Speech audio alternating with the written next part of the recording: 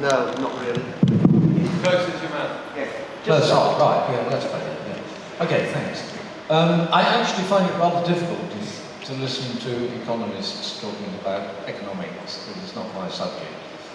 And I try to put these things into simple terms for myself.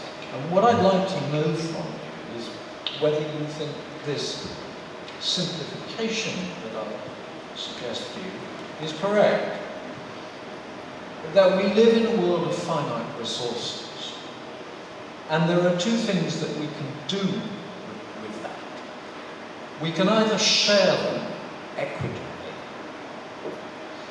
or we can sell them to the highest bidder and worship competition. And it strikes me that at the moment the world is involved in the worship of competition, and we need to break out of that. Would you agree with this? And if so, have you got a strategy for dealing with it? Well, let me make quite clear, I think the following speaker, and I congratulate you, by the way, on having the following speaker here to come in on this. I come out of the cooperative movement. I think the only way forward lies with not only a deeper commitment to mutual societies, to cooperatives and so on, but also to enhanced international cooperation. This idea of countries competing against one another through tax competition is madness. The only way of tackling this problem lies with enhanced international cooperation. Competition does have a role, a limited role, I think, in a modern society at a micro level. I am not saying there is no role for competitive markets, but I think one of the great strengths of the 1950s, 60s, and early 70s lay in the fact that we had a much more broadly based economy with building societies and cooperative movements and so on, which helped to mitigate the worst excesses of the capitalist society or markets economy.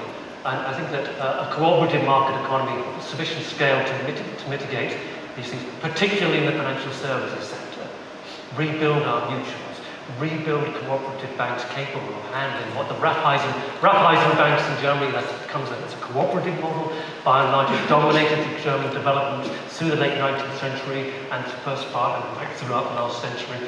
It's what gave Germany, I think, its edge in terms of industrial development. That was going to be my PhD back in the 1970s. I was looking at the British motorcycle industry and comparing it to the German motorcycle industry, and BMW in particular.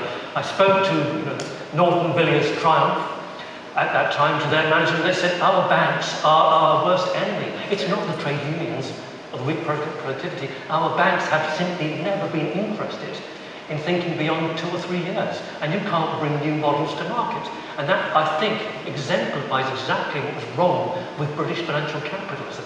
Our banking system has never been fit for purpose.